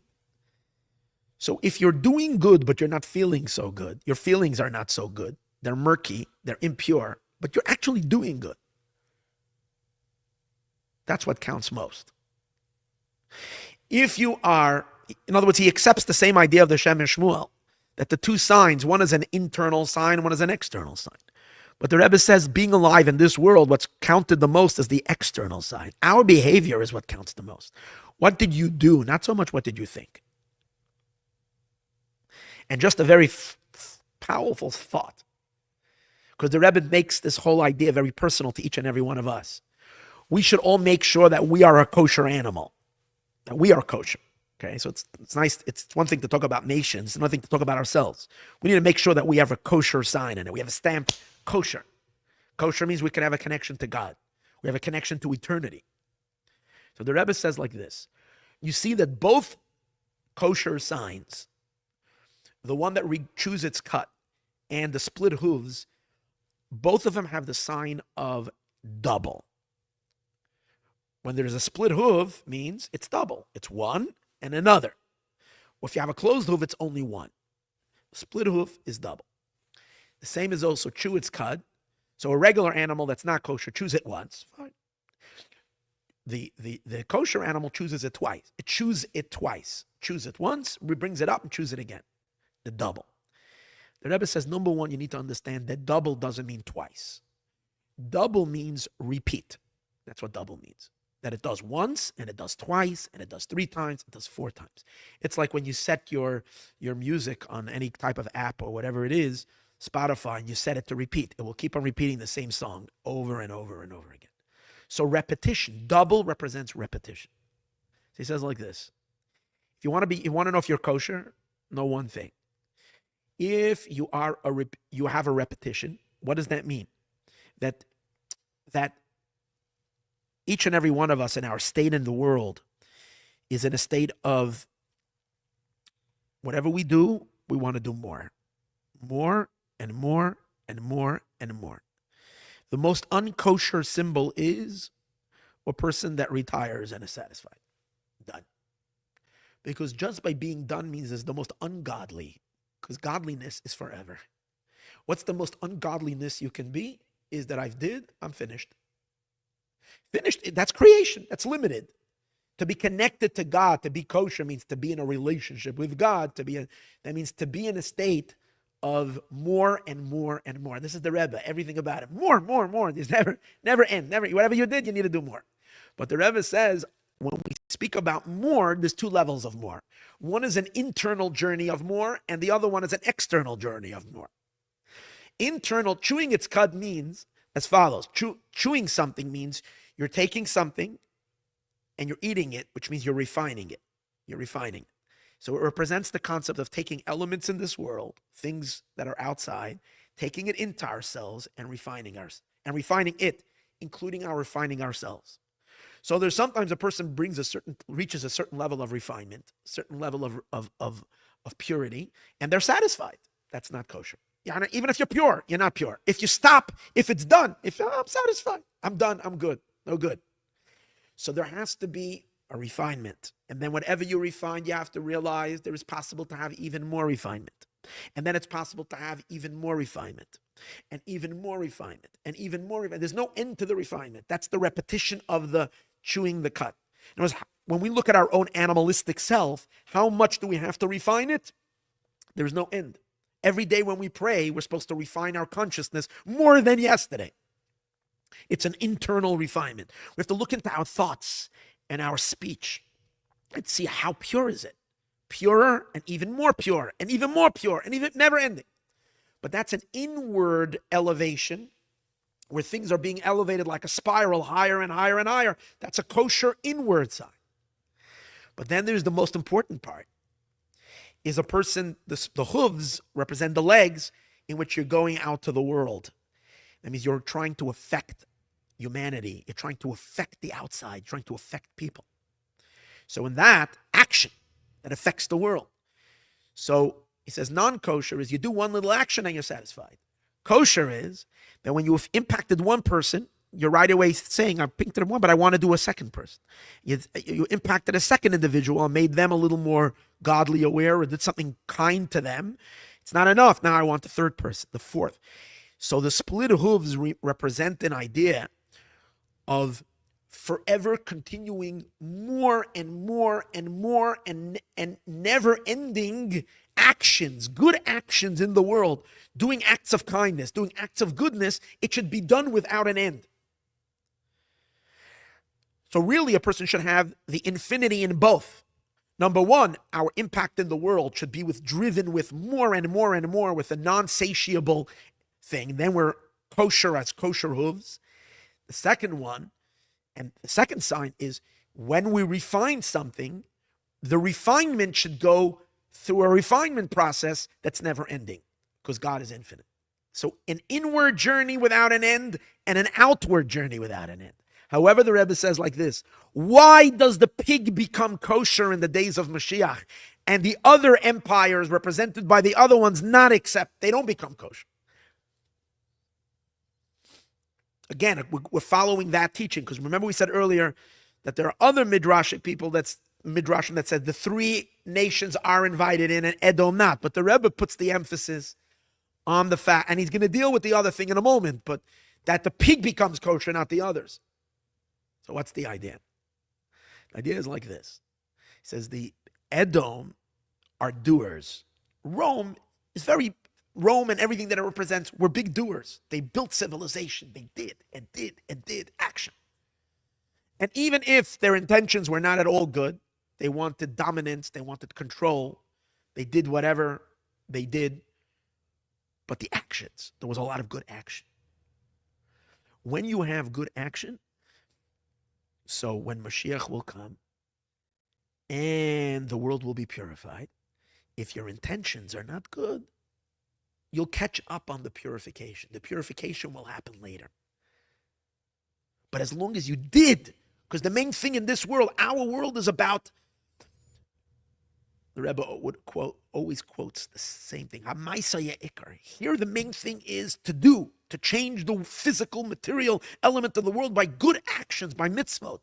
Do and do and do. As you're doing good, you're okay. Not you're okay. Of course, we're supposed to also have it.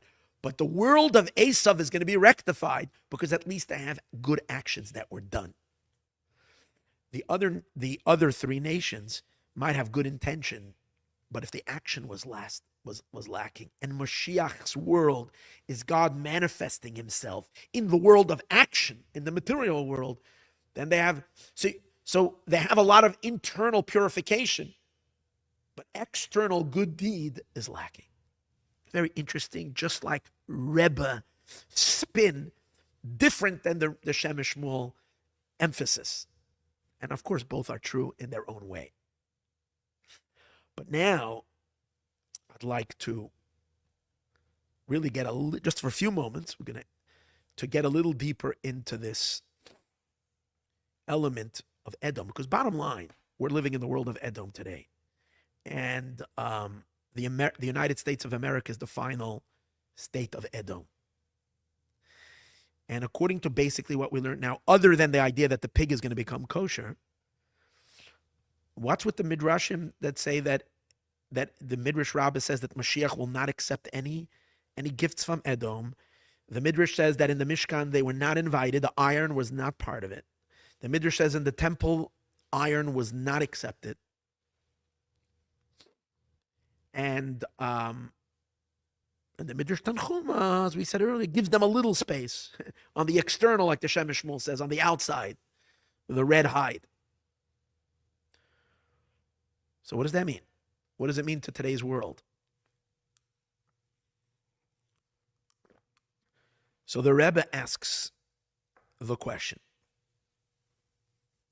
to reconcile the idea that the pig is kosher, which means Edom becomes more kosher than everything else, but at the same time, the Midrash says that the iron is most rejected. So in or out? It seems to be conflicting midrashic ideas.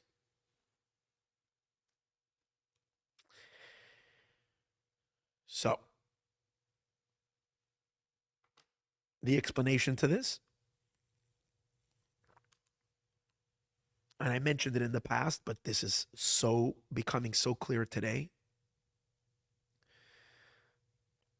The Rebbe says that the Midrash tells Mashiach, Ga'ar chayas kaneh, yell at the beast of the reed, and therefore don't accept the gift from Edom, is initially what happens. But after that initial rebuke, during that rebuke, something fascinating happens. Something big takes place. The rebuke of Moshiach that God instructed him to do to Edom has a huge impact. And as a result of this huge impact, after this happens, Edom is now elevatable. Not only is it elevatable, it becomes unified in holiness more than anything else, than all the other nations. In other words, to the point that the pig becomes completely kosher, which we don't say about the others. There is a certain tikkun of Edom that needs to happen. And what is that? Ga'ar chayas kaneh. Rebuke the beast of the reed. So first of all, let's look into that in a minute. We said earlier, why is Edom called the beast of the reed? So the Midrash says she gets all of her chayos, she gets all of her life from the kaneh, from the kaneh. What does this mean? That Edom gets all of its life from the kaneh. So simply it means a reed, like a bamboo stick that grows by the river. What is this referring to? So there is a lot of commentary on that. I'll share just a few, and the one that's most important to our final discussion. According to one of the opinion, Esav lives by the sword. The sword of Esav is like a reed, because a reed can have like a sharp blade to it. So the sword of Esav, that's what it means. It's all of its life. It's from the kaneh.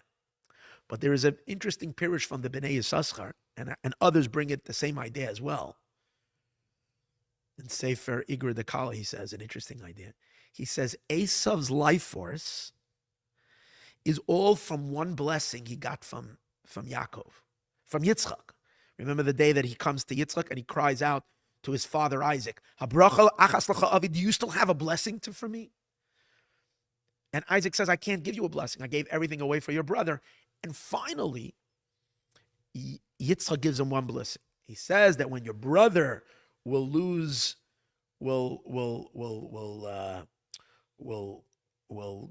fall in his from his spiritual heights, then you're going to get power. And then Mishmanei haaretz yeh mishavecha. Then from the fat of the earth will be your settlement, and you're going to. So, kaneh therefore is referring to the windpipe, because kaneh also means a person has two pipes in their throat. One is the esophagus. It's called the veshet, and the other one is called the kaneh. So when he says his life is from the kaneh, means his life is from the blessing that comes from Isaac's throat. That's where all of the power that Rome has is from that one blessing from Isaac. Okay. But that doesn't explain so much why is it so bad? So why is it chayasada? What's so bad about that? That you have to rebuke him. But then there is another interpretation.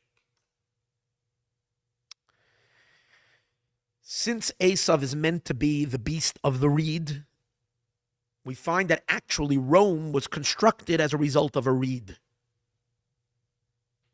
both physically and spiritually. This is a fascinating idea.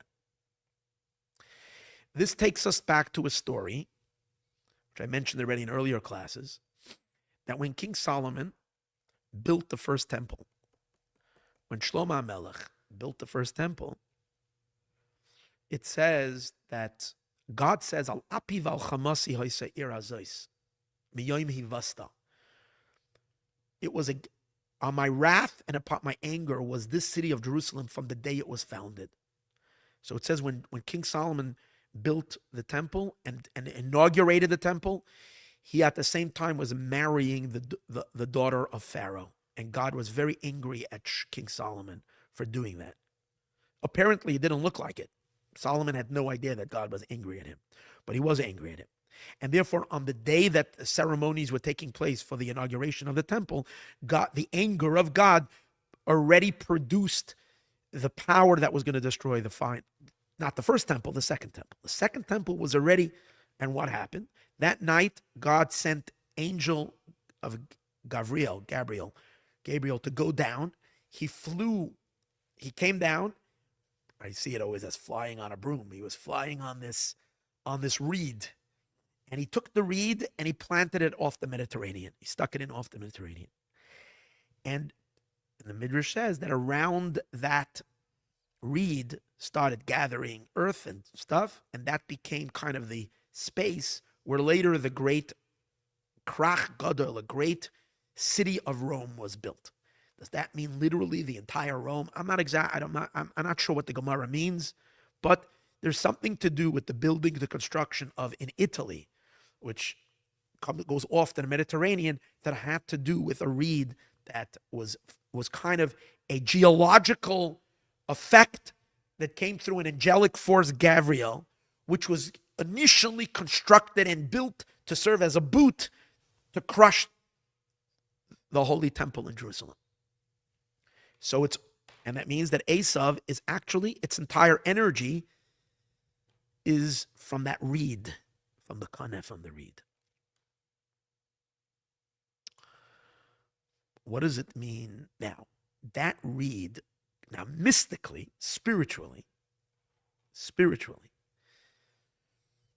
physically, if they're standing on a reed, is because spiritually they're deriving their energy also from a reed. What does that mean? Remember what we just mentioned earlier, that God says that Isaac says to Esav, you will only get power when your brother Yaakov will falter. When Jacob is not fulfilling his part of the deal, studying Torah, doing mitzvahs, that's when you will get power. Why? Because Esav's power gets from a leak when Yaakov is leaking. When the energies are not coming in holiness, they're going into the unholy. The mother of all energy, the mother of all life to the world is the Shekhinah. The Shekhinah is the letter Hey. As it is known in God's name, Yud Kei Vav Kei, the latter letter of Hashem's name, the Hey is the Shekhinah, is the life force of all of creation. The Shekhinah is the internal element of the Shekhinah, and the primary life force of the Shekhinah is meant to go to Israel, the Jewish people. The Jewish souls are all part of the Shekhinah.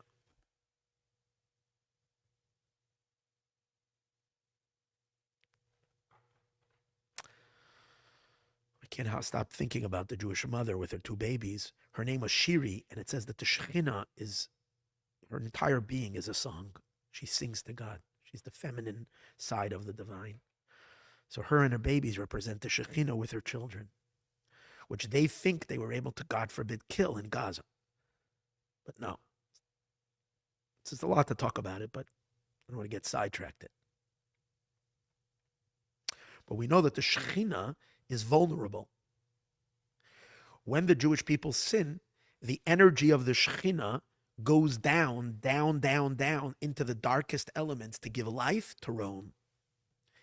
And that is hinted to that the Hey, the letter Hey, becomes a Kuf. Becomes the letter Kuf. What's the difference between a Hey and a Kuf? A Hey has a roof and a side and a right leg, and then it has a left leg, which is a tiny little letter, and that makes it a Hey, like this, whatever. The Hey is a little piece. However, the Kuf is along the leg, the left leg goes down. And that's the reed.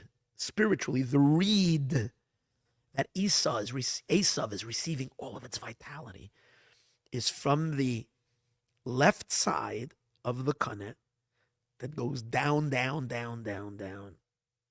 into the world. And it says regarding the Shekhinah, it says, Ragleha Yeredes Maves. Her feet go down into the places of death to enliven Rome and whatever it represents.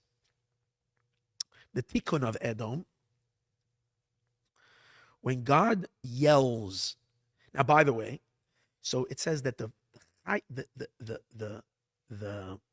forces of evil derive their energy from the kaneh, from the reed, which primarily is the kuf and the left long leg of the kuf, and from another distortion of the hay. The other distortion of the hay is a hay can also be distorted when it becomes, instead of a hay, when the upper part gets attached to the roof. A hay is supposed to have a space. In the left leg, it's supposed to have a space between the roof and the bottom of the hay.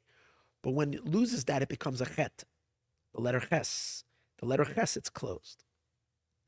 And that's the meaning of the word chayas koneh. Chayas is the same letters as the word chet, a ches, a ches. Koneh is the reed, which is the kuf. They're both two distortions of the hay. When the hay gets distorted by becoming a ches and becoming a koneh, a reed, koneh, we understand why. The energy goes lower. It gives life to the klipot, to that which is really low. It supports it to that which is unholy. The ches, when the hay becomes a ches, it changes a very important word. Instead of the word matzah, which is mem tzadik hay, it becomes the word chametz. Chametz means leavened yeast, leavened bread. Leavened bread means bread that rises. Klipa, the unholy, rises. It's full of its ego. It's full of itself. Matzah, like we eat the matzah bread, is a flat bread. Represents humility and holiness. The Jewish people are called matzah. Esav, who's full of himself, is called chametz. Leavened bread. And the way he gets his energy is by taking the hay from the matzah and turn it into chametz. He makes the unleavened bread chametztig. Now, why does he need both a ches and a kuf? So it's interesting. In Kabbalah it says, it's fascinating, that the kuf is the male side of, in Esav there is male and female, just like everything is male and female. The male of Esav, of the forces of Edom, the masculine force of Edom, is the kuf, the koneh. The female force of Esav is the ches. Chayas koneh means the female who receives from the male. Chayas, she receives life from the chet. Koneh from the reed. The male and the female of ches and koneh. The two distortions of the hay. For Mashiach to come, these two places of the klipa need to be cut off. The ches needs to be disconnected at the top. So it shouldn't be a ches anymore. And the koneh on the bottom needs its bottom, it needs to be snipped. The bottom part of the kuf needs an amputation, and that it should remain a hay and be restored to a hay, and no more the left side should go down into the unholy. Now, what I am sharing with you now is a very deep secret that is stated in the Zohar. Zohar says this. In the Zohar Parshas Pinchas. Ubegin da ches, that's the letter ches. And it's very fascinating Zohar. The Zohar says that these two powers are the two powers of Rome. There's a big Rome and a small Rome, whatever that means. And one of them is going to be taken down by Mashiach ben Yosef, and the other one is going to be defeated by Mashiach ben David. Interesting idea. And then the Zohar says, "Begin the ches the yochut zeira." Ches has a thin line that connects it. Taver lei needs to be broken. V'yoyel hay ba'asra, and the hay will come. And that's as a result of Mashiach's work. It will break Rome. It will break the source of sustenance from Rome by taking the chametz, by breaking off this power, this energy flow to Esav through the ches. And then the bakadmeisa koneh v'suf kamelu. Because in the beginning, there is a koneh. There is a, so the Zohar is saying we have to break the ches, and in the beginning there is koneh v'suf kamelo. What is that referring to? It's a verse in Isaiah.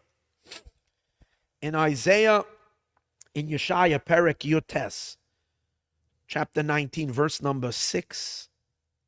It talks about the destruction of Egypt over there. It says, "Veheznichu naharais," the rivers will become abandoned. Dalalu, they will become murky. V'charvu, and wasted. Ya'oirei matzar, the streams of Egypt, the streams that are coming from the Nile will become all dried up. And then it says, because the rivers will become so dry, kaneh v'suf kamelu, all the vegetation that grows next to these waterways are going to wither. The kaneh, the reed, the suf, and he calls it over here bulrushes. Bulrushes are a different type of plants that grow in Egypt next to the Nile. Kamelu, they will wither. The Zohar brings this verse to indicate the fall of Rome in the end of days. How kaneh v'suf. Now it's possible to say this, that these two types of reeds that grow next to the rivers, one is the male, that's the kaneh. Suf is related to malchut, the feminine element, because suf is like the word saif. Saif is malchus. It relates to the chet, as we said earlier, the ches element. Both of them will wither.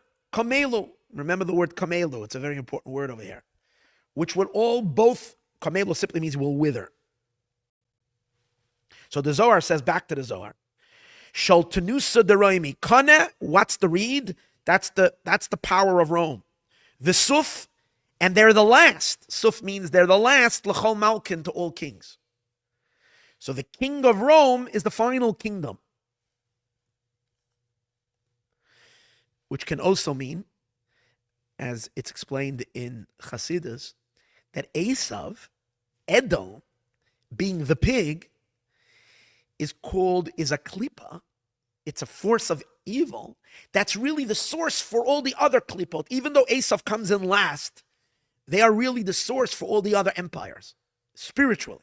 Their spiritual source was there in heaven before they came down manifesting in Esau and in Edom. They appear the last, but they're really the first. Like it says regarding Esau's descendant, Amalek, Rashis Goyim Amalek, they're the beginning of all nations. V'achrisai, and the end is utterly obliterated.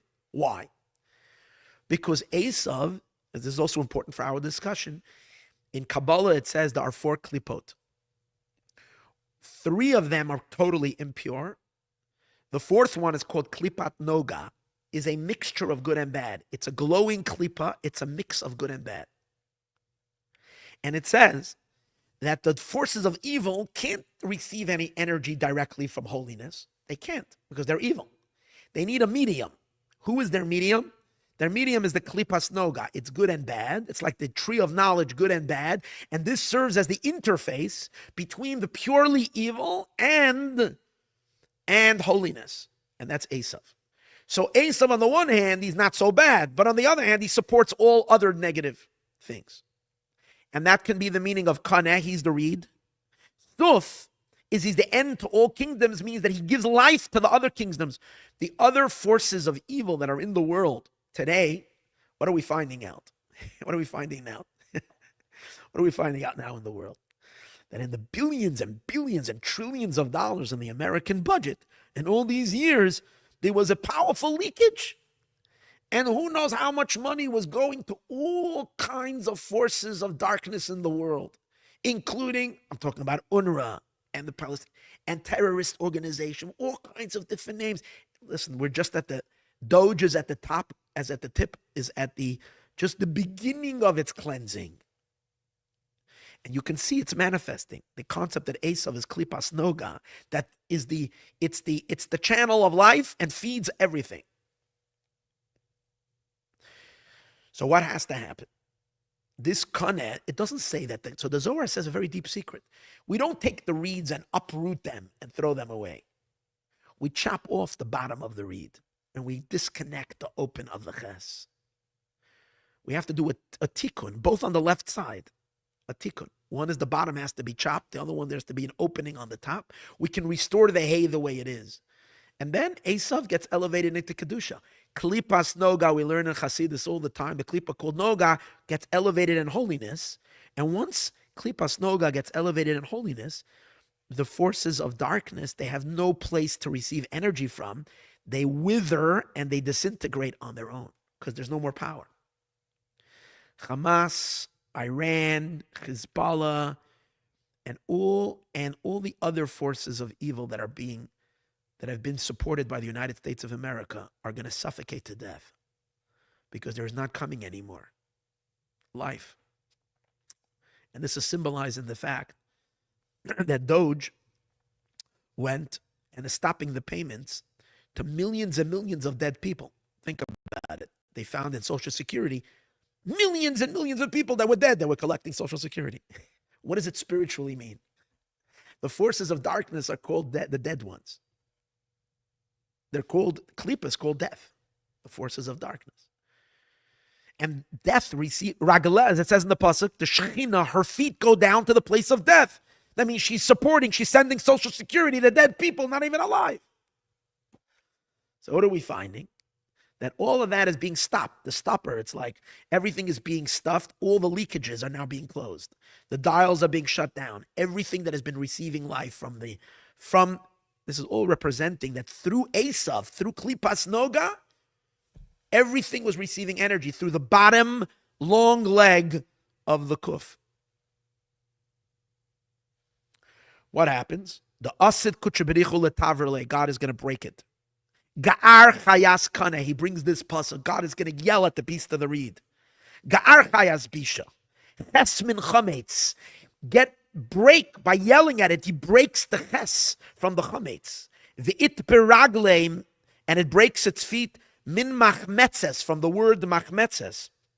Ragleo yaredes maves, where it says her feet goes down to the place of death. That's chametz, that's yeast, that's v'oid ga'ar chayas kana. Yidba regel kuf. He's going to break the leg of the kuf from kana. Look at this. The yishtar, and it's going to remain hine. The word kana, when you take off and you shave off the bottom left part, instead of the word kana, it becomes the word hey nun hey, which spells the word hine. Hine means behold, here is. And the Zohar relates this verse.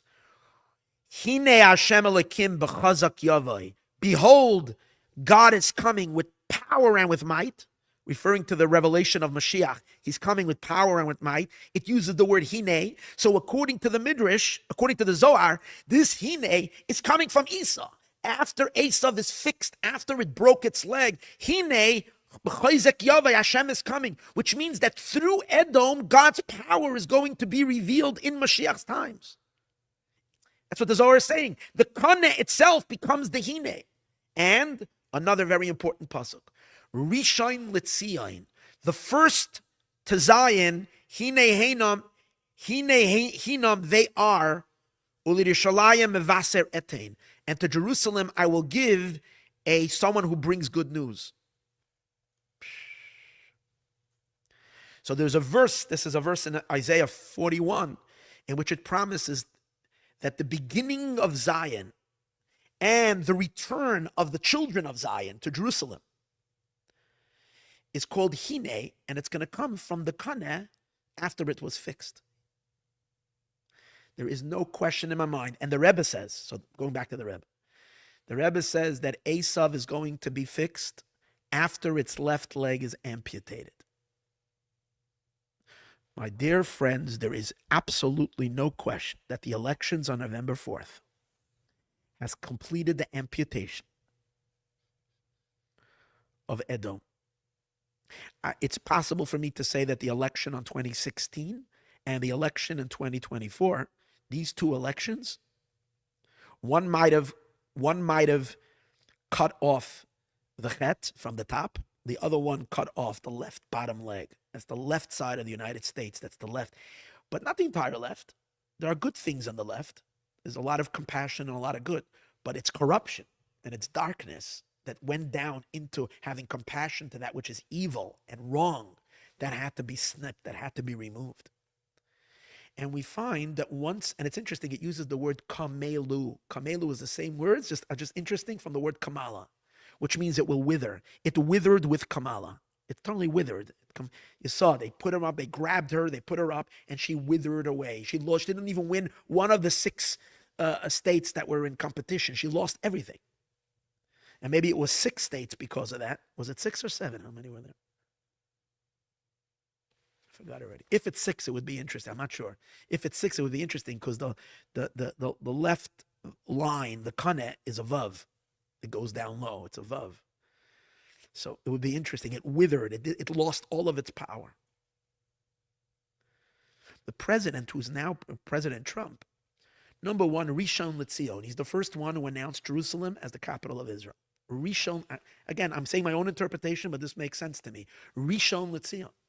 But also, according to the commentaries in that verse, which the Zohar brings over here, Rishon LeZion Hina Heinam, is that he brings a besura that the Jewish people are coming back. What is he saying? What was he saying this time? That the hostages are coming back. The hostages are going to be returned. The hostages are coming. He's pointing, he's saying, oh, look at them. They look so terrible. They're coming back. They're emaciated. That's no good. All the hostages have to be returned. This is when Kaneh is fixed. And the chametz is gone.